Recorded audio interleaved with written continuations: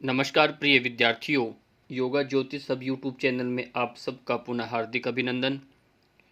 UGC yoga net की जो तैयारी हम कर रहे हैं उस पूरे 17, 18, 19 एग्ज़ाम में जो पेपर में जो प्रश्न आए हैं और यूनिट 2 में से आए हैं उन सब का संग्रह इस वीडियो में रहने वाला है। यूनिट 2 जो है वो उपनिषदों से संबंधित है, विशेष प्रमुख जो 10 उपनिषद उनसे संबंधित, और उसमें योग वशिष्ठ के संबंध है या श्रीमद् भगवत गीता से संबंधित जितने भी प्रश्न आए हैं वो इस वीडियो में रहेंगे। कृपया सभी ध्यान से सुनिए और वीडियो अच्छा लगे कमेंट शेयर किया करें, और साथ ही साथ जो नए हैं सब्सक्राइब कर लें चैनल को और वीडियो को शेयर कर लीजिए। आज का सबसे पहला प्रश्न ये है, आपने ऑप्शन को देख करके कमेंट के साथ या लाइव चैट में आपने आंसर देने हैं। यह आपके लिए है, प्रश्नों को पहले बता चुके हैं। प्रथम प्रश्न है इसमें, ईशावास्य उपनिषद के अनुसार कौन सा अभ्यास अमृत तत्व की प्राप्ति कराता है। ये 4 ऑप्शन हैं, इन चारों में से एक ऑप्शन बताइए कौन सा वह सही है। कमेंट करके आप बताइए, जो आपको सही लगता है उसे आंसर देना है। इसका सही उत्तर है ऑप्शन सी, विद्या। विद्या इसका सही उत्तर है। अगला प्रश्न आता है, कठोपनिषद के अनुसार योग की परिभाषा है। हमें परिभाषाएं यहाँ ऑप्शन दिए 4, इनमें से उपनिषद जो है कठो उसके अनुसार परिभाषा बताइए। मन पर नियंत्रण करना या इंद्रियां, मन और बुद्धि पर नियंत्रण, इंद्रियों और बुद्धि पर नियंत्रण, शरीर और मन पर नियंत्रण। सही उत्तर क्या है इसका? इसका सही उत्तर है ऑप्शन बी, इंद्रियां, मन और बुद्धि पर नियंत्रण करना। बहुत जो अच्छे जो विद्यार्थी उत्तर दे रहे हैं उनके लिए बहुत बढ़िया, प्रयास करते रहिए, बार बार ऐसे उत्तरों को देंगे, प्रैक्टिस करेंगे तभी इनको समझ पाएंगे। तीसरा प्रश्न है, शांडिल्य विद्या का किस उपनिषद में वर्णन किया गया है। ये शांडिल्य विद्या जो है इसका वर्णन किस उपनिषद में है? कठोपनिषद, बृहदारण्यक, ऐत्रेय उपनिषद, छांदोग्य उपनिषद। इनमें आपको बताना, इनमें चारों में से सही उत्तर है डी, छांदोग्य उपनिषद में शांडिल्य विद्या का वर्णन किया गया है। जो उद्गीत प्राणायाम है, उद्गीत प्रणव जो विद्या है, उद्गीत विद्या, उसका शांडिल्य विद्या, इन सब का वर्णन हमें मिलता है और सामवेद से संबंधित ये उपनिषद है। चौथा प्रश्न है, योग वशिष्ठ के अनुसार मोक्ष की प्राप्ति के स्तंभ हैं। इनमें से आपने बताना है वह कौन से 2 स्तंभ हैं। इनमें से 2 सही है, 2 गलत है। मैं आपको बता देता हूँ, इनमें से 2 सही हैं, 2 गलत हैं। आपको बताना है संतोष, विचार, वैराग्य और विवेक। इनमें से 2 मोक्ष प्राप्ति में सहायक है योग वशिष्ठ के अनुसार, बताइए। सही उत्तर है इसका पहला संतोष, फिर दूसरा है विचार।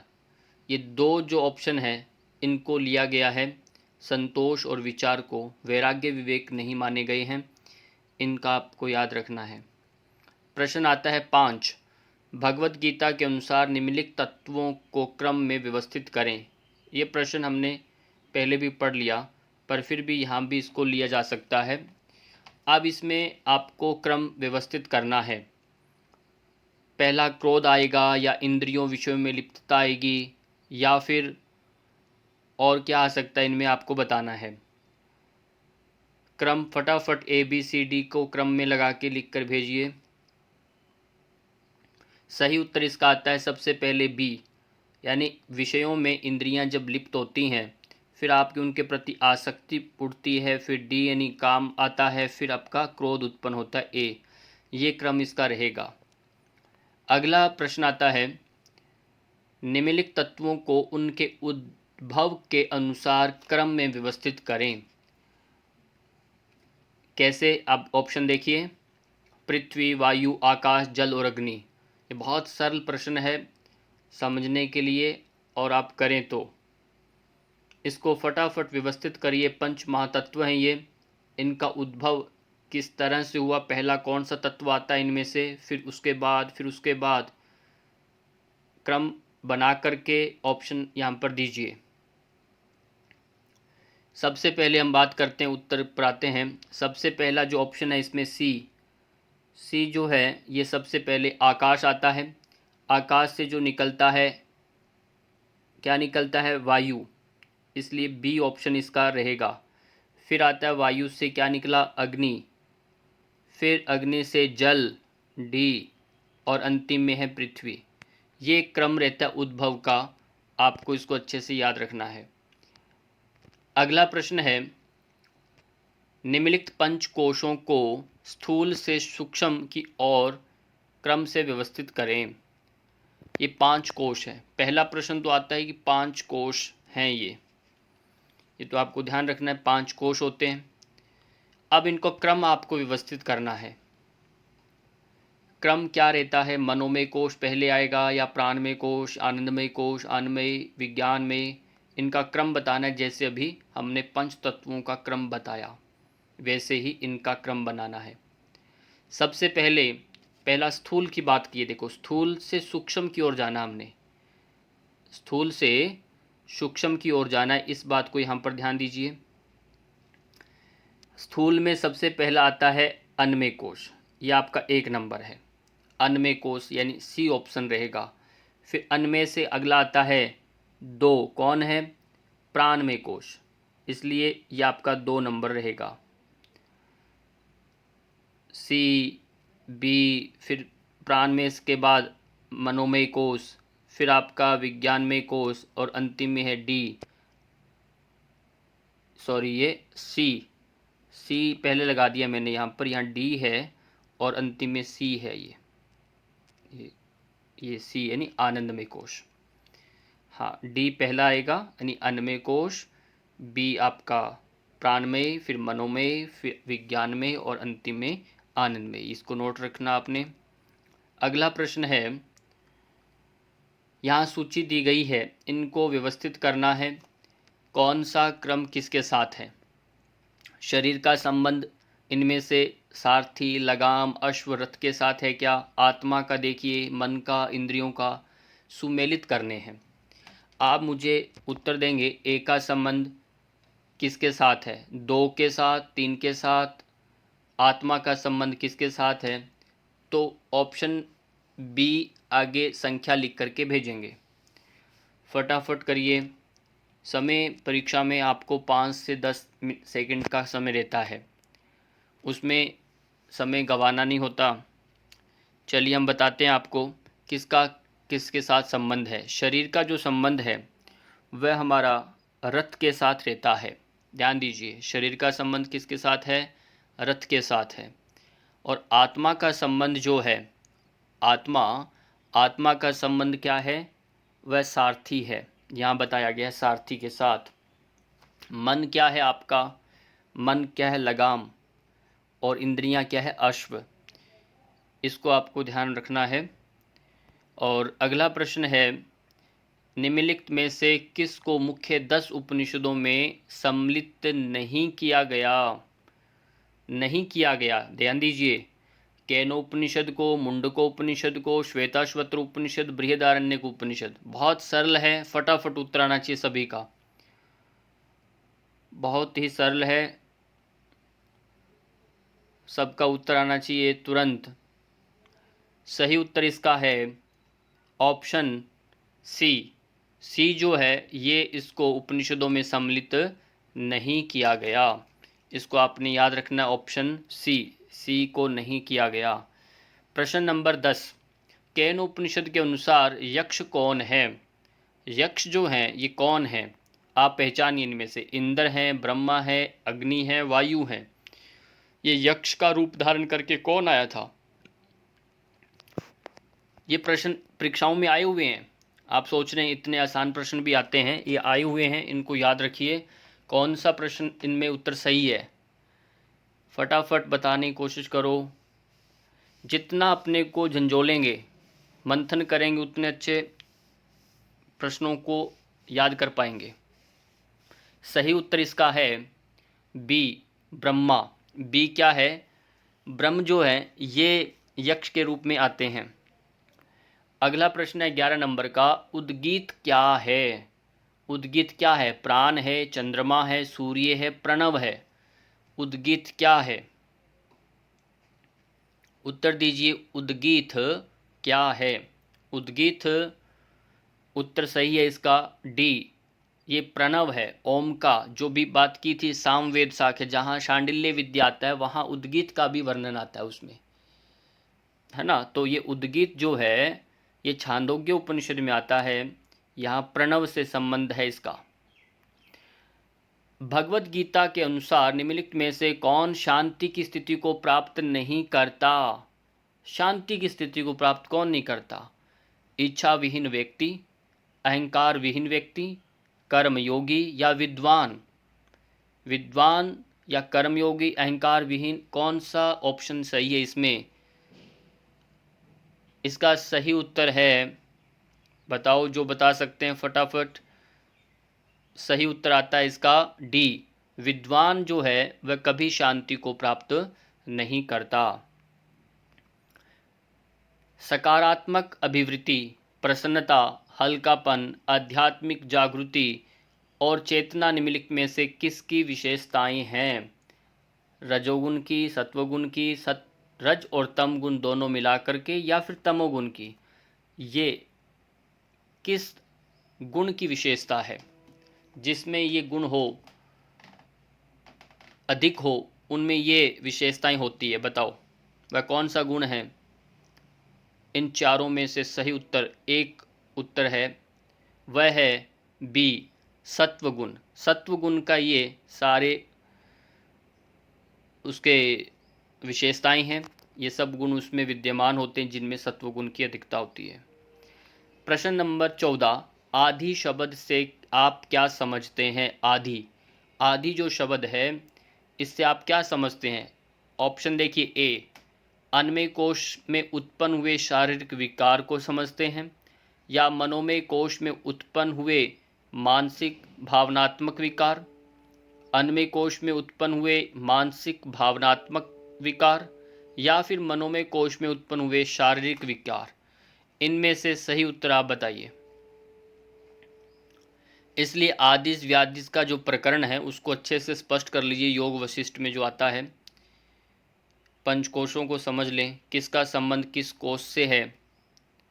आप बताएंगे आदि शब्द जो है इसका सही उत्तर आता है बी, मनोमय कोश में उत्पन्न हुए मानसिक भावनात्मक विकार को हम क्या कहते हैं?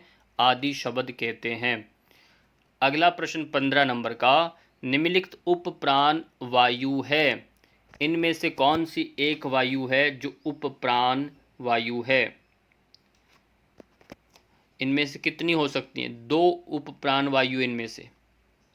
आप उत्तर दीजिए, दो उपप्राण वायु इनमें से कौन कौन सी है? इसका सही उत्तर फटाफट जो दे पाते हैं दीजिए। सही उत्तर इसमें है ए और सी। ये दो ऑप्शन ऐसे हैं, क्रिकर और कुर्म, जो उपप्राण की श्रेणी में लिए गए हैं। नाग, कुर्म, क्रिकर, देवदत्त, धनंजय, 5 जो रहते हैं, इनमें से ये दो यहाँ विद्यमान है, क्रिकर और कुर्म, ये दोनों ऑप्शन सही हैं। 16 नंबर प्रश्न, वैराग्य के निम्नलिखित चरणों को सूचित क्रम में, सूचित नहीं उचित क्रम में व्यवस्थित करें। और ये प्रश्न आता ही आता है, कई बार आया है, और ये प्रश्न आपको कंठस्थ कर लेना। इसका क्रम क्या है? ये ज्ञान योग से संबंधित प्रश्न है, और इसमें व्यतिरेक है, यतमान, वशीकार, एक इंद्रिय, इनमें से क्रम आपको व्यवस्थित करके बताना है। तो इसमें सबसे पहले आता है बी, यतमान सबसे पहले रहता है। यतमान के बाद ए आएगा ऑप्शन, यानी व्यतिरेक रहेगा। उसके बाद एक इंद्रिय आएगा डी, और अंतिम में आता है वशीकार। अंतिम में क्या है? वशीकार। ये चार जो अक्षर मैंने अभी बताए, इनको आप क्रम रखिए, इसी से इनको याद कर लीजिए। अगला प्रश्न है, निम्नलिखित में से कौन सा उत्तर सही है? अब यहाँ सूची दी गई है दोनों तरफ। एक तरफ तो तत्व हैं, पंच महाभूत, एक तरफ इनकी तन्मात्राएं हैं। आपको इनको व्यवस्थित करके बताना है किसका कौन सा किसके साथ संबंध है। कोई जल का बताइए मुझे, कौन सा किसके साथ संबंध है। वायु का, आकाश, अग्नि का बताओ, कौन कौन बता सकता है बताइए। सबसे पहले जल का किसके साथ संबंध है। ए का संख्या नंबर, जल का संबंध रस से है, जल का रस। वायु का बताओ, वायु का संबंध किससे हो सकता है इन बचे हुए तीनों में से। वायु का संबंध है किससे, शब्द करूं, रूप या स्पर्श से। गलत भी बता रहा हूं तो बता देना। आकाश का संबंध है शब्द से, अग्नि का रूप। इनमें यदि कोई गलत है तो बताइए। इनको क्रम को याद कर लीजिए, संबंध किस किस का किसके साथ है। अब इनमें से एक तत्व बचा हुआ है, वह तत्व कौन सा है। वह है, क्या है, पृथ्वी। पृथ्वी का संबंध होता है गंध से। अगला प्रश्न है, निम्नलिखित में से कौन सा उत्तर सही। यहाँ भी सूची है, इस सूचियों को देखिए दोनों को। एक तरफ तो दिए गया है ये देवताओं के नाम, दूसरी तरफ उनके जो उद्भव, उनके जो जिनसे निकले हैं वो दिया गया है। ऐसे प्रश्न भी आते हैं, इसलिए आपको उपनिषदों को बारीकी से समझना है। उपनिषदों के वीडियोस बन चुके हैं, उनको आप प्लेलिस्ट में देखिए। अग्नि का संबंध किससे है। वायु, आदित्य, चंद्रमा। जो जानते हैं बताइए। अग्नि का संबंध किससे है। अग्नि का संबंध है वाणी। वाणी में जो है तेज होता है, अग्नि का माना गया है। वायु जो है, वायु का संबंध, वायु का ध्यान रखना, याद कर लो, प्राण वायु है, प्राण के साथ वायु का संबंध है। आदित्य, आदित्य क्या है। आदित्य का संबंध होता है चक्षु, सूर्य का तेज अग्नि आंखों में रहता है, सूर्य का तेज। और चंद्रमा मन का कारक माना गया है। ये बहुत सरल है, चंद्रमा को मन माना गया है। आदित्य सूर्य का प्रकाश जो अग्नि का प्रतीक माना गया है चंद्र आदित्य, और इसको चक्षु का। तो इस तरह से इनके क्रम को याद रखिए। अगला प्रश्न है, कठोपनिषद में कितनी प्रधान नाड़ियों का वर्णन किया गया है। टोटल कितनी प्रधान नाड़ियाँ वर्णन की गई है। 100, 101, 110, 111। इनमें से सही उत्तर बताइए। बहुत सरल प्रश्नों के उत्तर आप दिया करें। इसका सही उत्तर है बी, यानी 101 नाड़ियों का वर्णन किया गया है। प्रश्न संख्या 20, पंचकोश की अवधारणा का किस में उल्लेख किया गया। देखो, इतने सरल प्रश्न भी आते हैं, और छांदोग्य उपनिषद में है, तैत्तिरीय उपनिषद, मांडुक्य उपनिषद, मुंडक उपनिषद। इनमें से एक सही उत्तर बताइए। पंचकोशों का वर्णन किस में किया गया है। जैसे प्रश्न आता है तुरंत आपका ऑप्शन और आपका कमेंट तुरंत आ जाए। सही उत्तर है इसका बी, तैत्तिरीय उपनिषद में पंचकोशों का वर्णन किया गया है। तैत्तिरीय उपनिषद में उल्लिखित उनके उद्भव के अनुसार निम्नलिखित का उचित क्रम में व्यवस्थित करें। अब देखिए, उद्भव जो सृष्टि बना तो क्रम बताना है। क्रम क्या है, ये बहुत इनको समझाया हुआ है, पहले बहुत वीडियो मैंने बताया है एक एक करके। पहले पुरुष हुआ, अन्न, पृथ्वी, औषधि। इनका क्रम क्या है। सबसे पहले उद्भव का जो उचित क्रम बनता है, सबसे पहले बना पृथ्वी। बिना पृथ्वी के आगे व्यवस्था नहीं चलेगी, उसको इसलिए पहले याद रखना है पृथ्वी। फिर दूसरा, उसके बाद पृथ्वी के बाद आता है औषधि, डी ऑप्शन। इसके बाद तीसरा नंबर दूसरा आया डी, औषधि। औषधि के बाद क्या आता है, अन्न। फिर अन्न की व्यवस्था हुई, फिर आता अंतिम में पुरुष, इसका जन्म होता है। सी डी बी ए, ये क्रम इसमें रहेगा, याद रखिए। योग वशिष्ठ के अनुसार ज्ञान की निम्नलिखित अवस्थाओं को उचित क्रम में व्यवस्थित करें। ये प्रश्न जो हैं, सप्त ज्ञान की भूमिकाएं जो रहती हैं, उन 7 भूमियों में ये 4 अवस्थाएं, इनको क्रम में रखना है। हो सकता है इनमें कोई बीच में मिस होता है, फिर भी आपको क्रम रखना है किस क्रम में ये जा रही है। सत्वापत्ति, विचारणा, शुभेच्छा, तनुमानसा, इनमें से सही क्रम बताइए।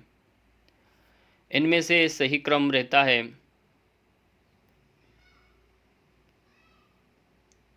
इनमें से सही क्रम क्या रहता है,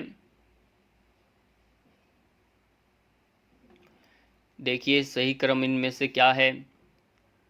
पहला है शुभेच्छा, सी ऑप्शन सबसे पहला रहता है। शुभेच्छा, शुभेच्छा जब आता है तो शुभेच्छा के बाद फिर उसके बाद आता है विचारणा, विचारणा इसमें है बी ऑप्शन। जो उत्तर दे सकते हैं। फिर आता है तनुमानसा, डी, और अंतिम में है सत्वापत्ति। ये क्रम आपका इसमें रहता है। अगला प्रश्न है, यहाँ भी सूची दी गई है, इनको व्यवस्थित करें। एक तरफ चक्रों के नाम दिए गए हैं, एक तरफ उनके स्थान दिए गए हैं। कौन सा चक्र किस स्थान से संबंध रखता है? स्वादिष्ठान, मणिपुर, विशुद्ध और अनाहत आज्ञा चक्र, संबंध देखिए इनका किसके साथ है। स्वादिष्ठान का जो संबंध है, स्वादिष्ठान का संबंध जो है किसके साथ है? यहाँ पर जननांगों का मूल प्रदेश के साथ संबंध माना गया है स्वादिष्ठान का। और मणिपुर का संबंध जो बताया गया है नाभि प्रदेश के साथ है। और विशुद्ध चक्र जो है इसका संबंध कंठ से है। अनाहत का जो संबंध है वह हृदय से है। और आज्ञा का संबंध किससे है? भ्रू मध्य, यानी भ्रुवों के बीच में इसका साथ संबंध रहता है। इस तरह से इनका संबंध सभी 6 चक्रों का याद रखिए। अगला प्रश्न है, प्रश्नोपनिषद के अनुसार रई के अंतर्गत निम्नलिखित में से किन का संयोजन शामिल है? रई जो है ये चंद्रमा का प्रतीक है, तो ये किन के साथ है, इनका संबंध यहाँ बताना है आपको। ये प्रश्नोपनिषद में आता है। यहाँ सूर्य, स्थूल, कृष्ण दिन। अब इनमें से सबसे पहले देखिए चंद्रमा किधर है। चंद्रमा इनमें से सी और डी के अंदर है, ठीक है। वहाँ प्राण और रई का संबंध आता है। प्राण सूर्य का प्रतीक माना गया है और रई किसका है? चंद्रमा का। अब चंद्रमा सी में भी है, डी में भी है। अब इनमें देखिए चंद्रमा सी ऑप्शन सही है या डी, इनमें से आप गैस करिए। सूक्ष्म चंद्र दिन शुक्ल, अब स्थूल चंद्र रात्रि कृष्ण।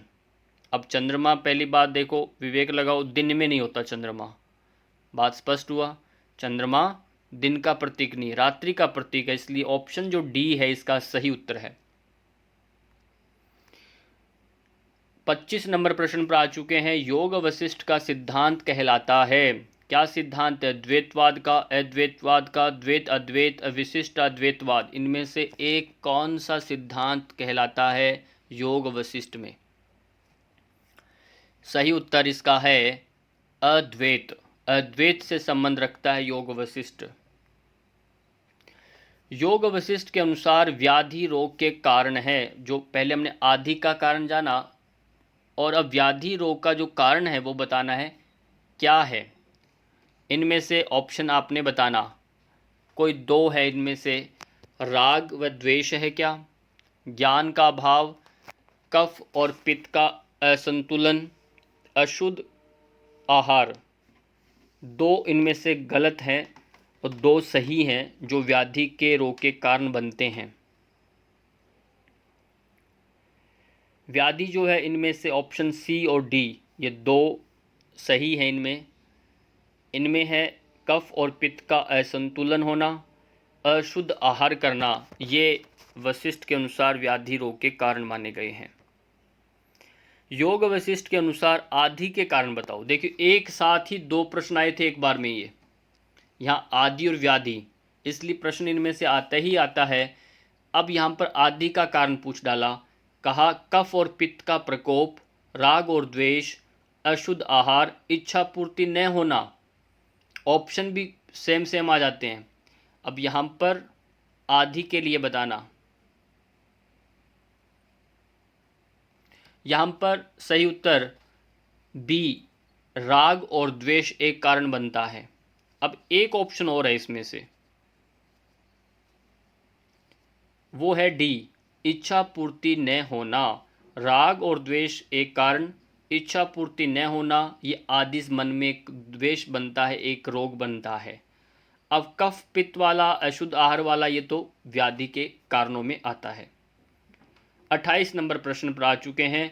योग वशिष्ठ के अनुसार योग की निम्नलिखित अवस्थाओं को उचित क्रम में लगाना है। अब देखिए, ये अवस्थाएं हैं, हमने श्रवण, मनन और निधिध्यासन तो सुना है, पर ये 2 अवस्थाएं और भी हैं। योग वशिष्ठ में 7 अवस्थाएं बताई गई हैं। उन 7 के क्रम मैंने वीडियो में बताए हैं, जो यूजीसी योगा नेट की प्रिपरेशन की तैयारियों में मैंने बताई गई हैं। अब यहाँ पर इन 5 को क्रम में आपको लगाना है। वह कौन सा क्रम है, यहाँ आप देख करके बताइए। सबसे पहले इनमें से कौन सा आएगा? सबसे पहले क्या है, हम करते हैं श्रवण करते हैं। इसमें से सही उत्तर लेना डी। सही उत्तर क्या है? पहला डी को पकड़िए, श्रवण करेंगे, उसके बाद मनन करेंगे, उसके बाद क्या करें, निधिध्यासन करेंगे। अब 3 तो ये क्रम रहता है, श्रवण, मनन, निधिध्यासन। अब बचा विलापिनी और ब्रह्मवित में से पहले कौन सा आएगा? इनमें से पहले आएगा विलापिनी, ए। फिर बचा सी, ये आपका ब्रह्मवित अंतिम में रहेगा। ये क्रम आप याद रखिए। अगला प्रश्न, किस उपनिषद में ओंकार के 4 चरणों को उल्लेख किया गया है? ओंकार के इनमें से उपनिषद का नाम बताइए जिनमें 4 चरणों का उल्लेख किया गया है। प्रश्नोपनिषद, मुंडको उपनिषद, मांडुक्य उपनिषद, कठोपनिषद। सही उत्तर बताओ। सही उत्तर आता है नंबर सी, मांडुक्य उपनिषद में। और ये सबसे छोटा उपनिषद भी है, मांडुक्य उपनिषद में वर्णन किया गया है। Option C. योग वशिष्ठ में निम्नलिखित में से किस पर बल दिया गया? देखो, योग वशिष्ठ से संबंधित कितने प्रश्न आ रहे हैं? ज्ञान योग पर, मंत्र योग, राजयोग, भक्ति योग। किस पर बल दिया गया है योग वशिष्ठ में? सही उत्तर गैस करिए। यहाँ गैस नहीं चलता, यदि सुना है तो पूरे दावे से लिख कर मैसेज करो। हाँ, बिल्कुल सही, बहुत विद्यार्थी सही। सही उत्तर इसका है ऑप्शन ए, ज्ञान योग पर बल दिया गया है। आप ध्यान रखिए, सप्त ज्ञान भूमिकाएं जो आती है योग वशिष्ठ में है, तो ज्ञान योग पर बल दिया गया है। और अद्वैतवाद का इन्होंने समर्थन किया। अद्वैतवाद का सिद्धांत इसी योग वशिष्ठ का है। प्रश्न आता है, निम्नलिखित में से कौन सी नाड़ी 10 मुख्य नाड़ियों में शामिल नहीं है? ध्यान दीजिए, शामिल नहीं है, मना किया गया है। इसलिए 10 नाड़ियों के नाम आपको याद रखने पड़ेंगे। बिना याद किए आप ये नहीं बता सकते। 10 नाड़ियों के नाम याद करिए। अलम्बुषा, कुहू, कूर्म और शंखिनी। इनमें से एक नाड़ी है जो 10 नाड़ियों में से नहीं है। इसमें सही उत्तर है सी, कूर्म। कोई नाड़ी यहाँ नहीं है उन 10 में से। कूर्म जो आप प्राण पढ़ते हैं, पर यहाँ नाड़ी भी होती है, पर यहाँ नाड़ी नहीं है। 32 नंबर प्रश्न पर आ गए। योग वशिष्ठ अनुसार निम्नलिखित में से क्या ज्ञान भूमिका के अंतर्गत नहीं आता? देखो, फिर प्रश्न आ गया योग वशिष्ठ से जुड़ा हुआ, और इनमें से बताना जो ज्ञान भूमि के अंदर नहीं आता। एक इसमें से गलत है, शुभेच्छा, विचारणा, सद्भावना, तनुमानसा। एक कौन सा ज्ञान भूमिका के अंतर्गत नहीं आता? ऑप्शन फटाफट बताने की कोशिश करो। सही उत्तर है इसका सी, सद्भावना। सद्भावना नहीं आता, सद्भावना नहीं आता। प्रश्न संख्या 33, प्रश्नोपनिषद के अनुसार मनुष्य को विभिन्न लोकों में ले जाने का कार्य कौन करता है? ऐसी कौन सी वायु है जो मनुष्य को अलग अलग लोक में लेके जाती है? प्राण वायु, उदान वायु, व्यान वायु और समान वायु। सही उत्तर आप बताइए इसमें से। 1, 2, 3, 4, 5। 5 सेकंड होने के बाद आपका सही उत्तर इसमें आ रहा है बी, उदान वायु। उदान वायु ही मनुष्य को दूसरे लोक में लेके जाती है। अगला प्रश्न, श्रीमद् भगवत गीता के अनुसार किस कारण से योग सिद्ध नहीं होता? उपयुक्त आहार एवं विहार के कारण, उपयुक्त कर्म के कारण, उपयुक्त शयन व जागरण के कारण, या फिर युक्ति पूर्वक कर्म करने से? सही उत्तर बताओ, इनमें से किसके कारण से सिद्ध नहीं होता? सही उत्तर है, ये पहले आ चुका है, डी, युक्ति पूर्वक कर्म करने से सिद्ध नहीं होता। प्रश्न नंबर 35, ईशावास्य उपनिषद के अनुसार अमरता की प्राप्ति को उपाय क्या है? अमरता की प्राप्ति का उपाय क्या है? विद्या, अविद्या, दान, तप, इनमें से क्या है? एक बताइए जिससे अमरता की प्राप्ति हो सकती है। ईशावास्य उपनिषद में बताया है ऑप्शन ए, विद्या। विद्या जो है ये अमरता की प्राप्ति का कारण माना गया है। बाकी अविद्या तो बंधन है, दान तप भी बंधन माना गया है। अगला प्रश्न आता है, किस ग्रंथ में आर्थ, जिज्ञासु, अर्थार्थी और ज्ञानी के रूप में व्यक्तियों के 4 प्रकार के उल्लेख किया गया है? अब एक इनमें से ग्रंथ बताना है जिसमें इनका उल्लेख किया गया है। 4 प्रकार के भक्त हैं ये। इन 4 प्रकार के भक्तों का वर्णन किस में किया गया? रामायण, ब्रह्मसूत्र, कठोपनिषद और भगवद गीता। कुछ प्रश्न बड़े सरल आते हैं, थोड़ा सा ध्यान देना, आपको लिखने में जल्दबाजी नहीं करना। सही उत्तर है डी, भगवद गीता में इनका वर्णन किया गया है। प्रश्न संख्या 37, कठोपनिषद के अनुसार यमराज ने नचिकेता को क्या प्रलोभन दिए? ध्यान दीजिए, यमराज नचिकेता का संवाद याद रखिए। पहली बात तो कठोपनिषद में है और इसमें प्रलोभन क्या दिया, इसमें से पहचानिए। शतायु, शताधिक यानी 100 से अधिक आयु के पुत्र और पौत्रादि, शताधिक आयु के पुत्र और पौत्रादि मिले। गौ, रथ आदि, अश्वादि, भूमंडल व साम्राज्य, आत्मज्ञान, किन किन का इसमें से प्रलोभन दिया? इसमें से एक गलत है। ऑप्शन एक गलत बता दीजिए, कौन सा ऑप्शन एक इनमें से गलत है? बाकी बचे 3 ऑप्शन सही है। इसमें से एक गलत वाला ऑप्शन बताइए। वह है आत्मज्ञान के लिए नहीं कहा उन्होंने, बाकी सब ऑप्शन दे दिए। भौतिक सुख सुविधाएं देने की बात उन्होंने कही, पर आत्मज्ञान की बात नहीं कही, और वही नचिकेता उनसे प्राप्त करना चाहता है, पूछता है। अगला प्रश्न 38 नंबर पर आ चुके हैं। अभी तक जिन विद्यार्थियों ने वीडियो को लाइक और सब्सक्राइब चैनल को नहीं किया, कर लीजिए। और कुछ भी मन में डाउट्स आए, समझ में ना आए तो कमेंट करके ज़रूर बताइएगा बाद में। और ये प्रश्न संग्रह बहुत ही अच्छे से किया गया है, पर ध्यान रहे इसमें 20 में जो परीक्षा हुई उसका इसमें कलेक्शन नहीं है। 17, 18, 19 तक के जितने भी पेपर हुए उन सब का इसमें यूनिट 2 के प्रश्नों को इकट्ठा किया गया है। अब बात करते हैं सात्विक आहार के गुण क्या है। सुख और प्रतिवर्धक, उष्ण और लवणीय, आयु व बुद्धिवर्धक, चिंता और व्याधि कारक। इनमें से बताना है 2 सही है, 2 गलत हैं, इसलिए आप पहले गुण बताना है सही इनमें से कौन सा ऑप्शन 2 सही है। सही ऑप्शन आपको फटाफट लिख के कमेंट करना है कौन सा सही ऑप्शन है। इसका सही उत्तर आता है सुख और प्रतिवर्धक जो है, ये पहला ऑप्शन सही है, और आयु और बुद्धिवर्धक होता है। तो सात्विक आहार कभी उष्ण लवणीय नहीं होता, चिंता और व्याधिकारी नहीं होता। अब बात करते हैं प्रश्न 39 नंबर पर। भगवत गीता के अनुसार निम्नलिखित अवस्थाओं को उचित क्रम में व्यवस्थित करना है। कैसे? आसक्ति, क्रोध, काम, सांसारिक विषयों के बारे में सोचना। इनमें से आप बताइए, इनको क्रम में व्यवस्थित करिए। क्रम क्या बना सकते हैं बताओ। सबसे पहले हमने क्या पढ़ा, क्या होता है? दूसरी बार प्रश्न आया है घूम करके, पहले भी आ चुका। सबसे पहले हमारे सांसारिक विषयों के बारे में सोचना।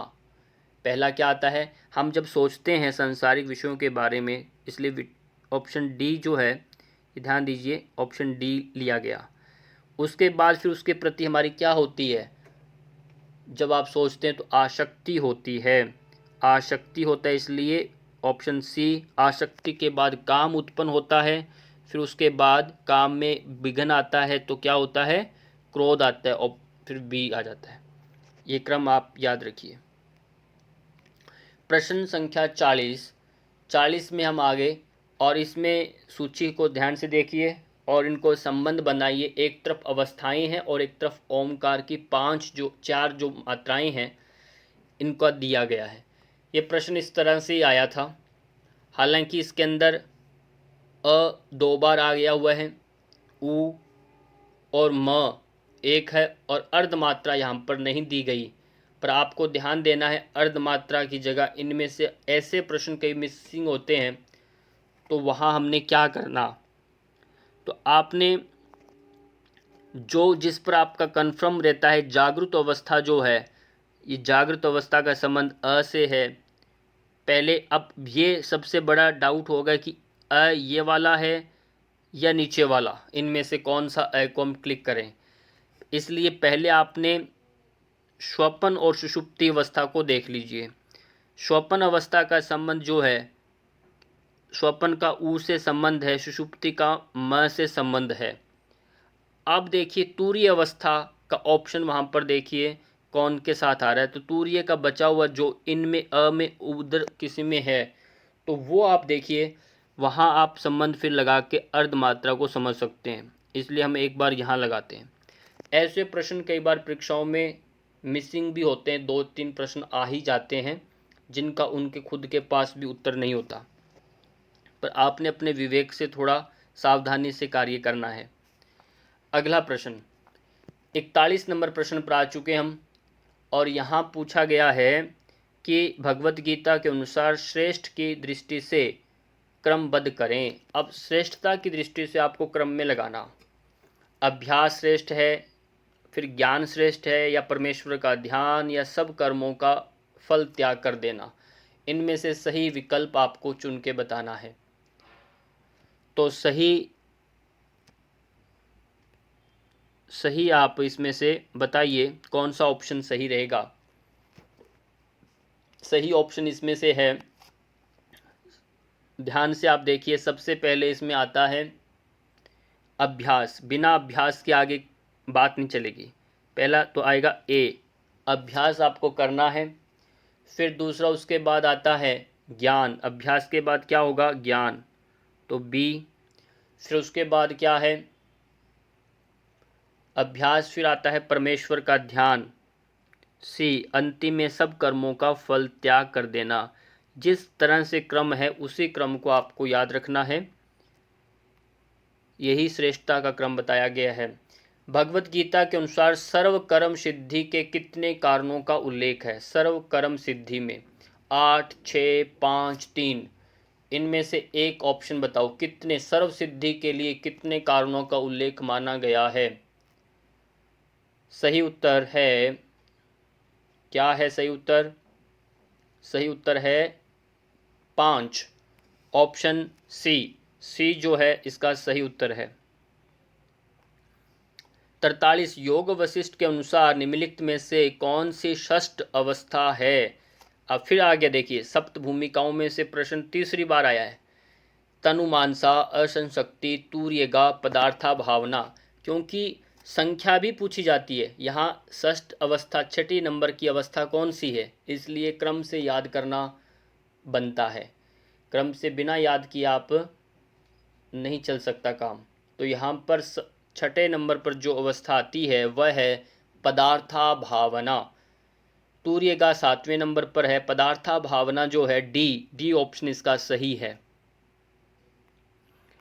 प्रश्न संख्या 44 भगवत गीता के अनुसार रजोगुण का परिणाम होता है। क्या परिणाम होता है? लोभ, मोह, काम, मद। रजोगुण का क्या परिणाम होता है? बताना है रजोगुण का क्या परिणाम होता है।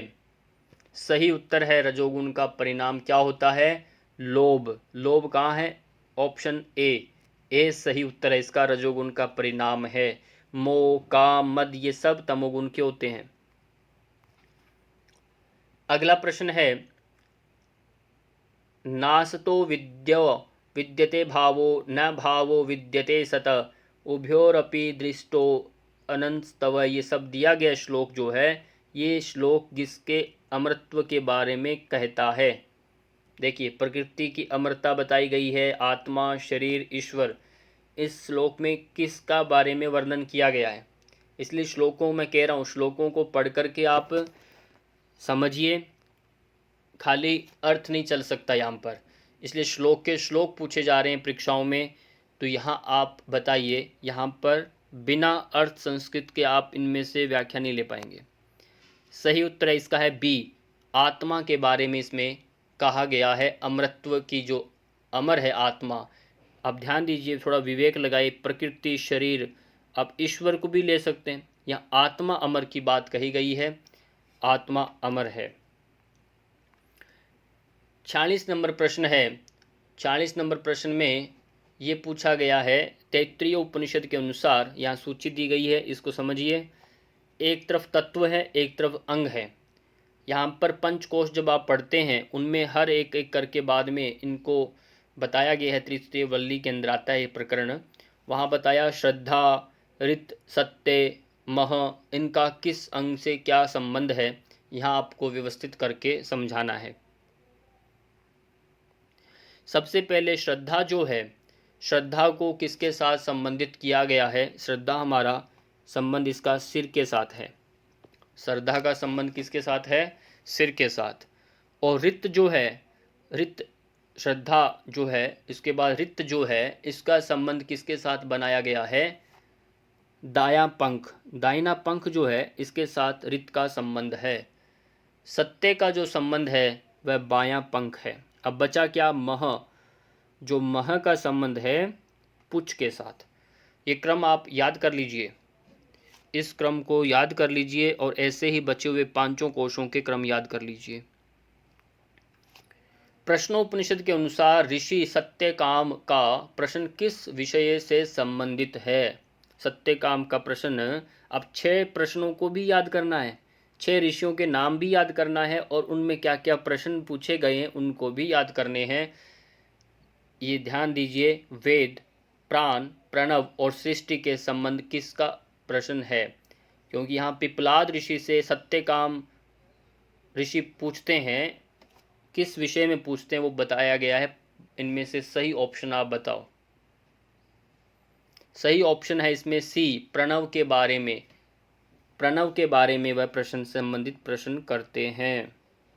48 नंबर प्रश्न है, तैत्तिरीय उपनिषद के अनुसार पंचभूत के उद्गम का सही क्रम बताइए। देखिए, सही क्रम बताना, आकाश, अग्नि, पृथ्वी, जल, वायु, इनके सही क्रम इनमें से बताओ। Option A, B, C, D. एक बार फटाफट पढ़ लीजिए, ऑप्शन इनमें से चारों में से एक कौन सा सही है। और हमने उद्गम इनको याद ही कर लेना है, और सही ऑप्शन है इसमें ऑप्शन डी, आकाश से वायु, वायु से अग्नि, अग्नि से जल और पृथ्वी। इस क्रम से सृष्टि उत्पन्न मानी गई है, और ये कहाँ बताया गया आप याद रखिए, आज से तैत्तिरीय उपनिषद में इसका वर्णन किया गया है, जो हम बार बार पढ़ते रहते हैं। तो कहाँ वर्णन मिलता है? तैत्तिरीय उपनिषद में। 49 नंबर प्रश्न आ चुका है, और इसमें पूछा गया है, भगवत गीता के अनुसार ध्यान में बैठने की व्यवस्था में प्रयुक्त होने वाली सामग्रियों के क्रम क्या हैं? अब यहाँ ऐसे जो प्रश्न आते हैं तो लगता है कि हमें एक एक श्लोक को ही पढ़ना पड़ेगा। पूछा गया है, क्रम पूछा गया है, श्लोक के अर्थों में भी हिंदी के अनुवाद को ढंग से याद करना। पूछा गया चरम पहले बिछाएं फिर कपड़ा बिछाएं कुशासन बिछाएं। कपड़ा चरम कुशासन कपड़ा, ये सारे ऑप्शन ढंग से देखिए और इनमें सही उत्तर बताओ मुझे। यहाँ तक मैंने इनके श्लोकों की संख्या तक बताई है पहले वाली वीडियो में, अब यहाँ नहीं बताया जाएगा। इनको विस्तार से मैंने अलग अलग करके 10-10 प्रश्नों को बताया हुआ है। सही उत्तर है इसका ऑप्शन डी, कुशासन, चर्म और फिर कपड़ा, ये सही क्रम इसमें रहता है। प्रश्न संख्या 50 में क्या कहा है? मुंडकोपनिषद में ईश्वर के सिर की किससे तुलना की गई है? देखो किससे की गई है बताइए? अग्नि, वेद, ज्ञान, बुद्धि से किससे की गई है? मुंडकोपनिषद में ईश्वर की सिर की तुलना किससे की गई है? अग्नि, वेद, ज्ञान और बुद्धि। सही उत्तर है अग्नि। अग्नि से सिर के साथ तुलना की गई है। प्रश्न आ गया 51 नंबर पर, मुंडकोपनिषद के अनुसार हृदय ग्रंथियों के छेदन का क्या परिणाम होता है? यहाँ बताइए, समाधि प्राप्त हो जाती है क्या है, या फिर सभी संशयों का निवारण करता है, सभी पूर्व कर्मों का समूल समाप्त करता है, या समृद्धता प्राप्त होती है? इनमें से 2 ऑप्शन सही हैं, मैं आपको बता देता हूँ। 2 सही हैं, 2 गलत हैं।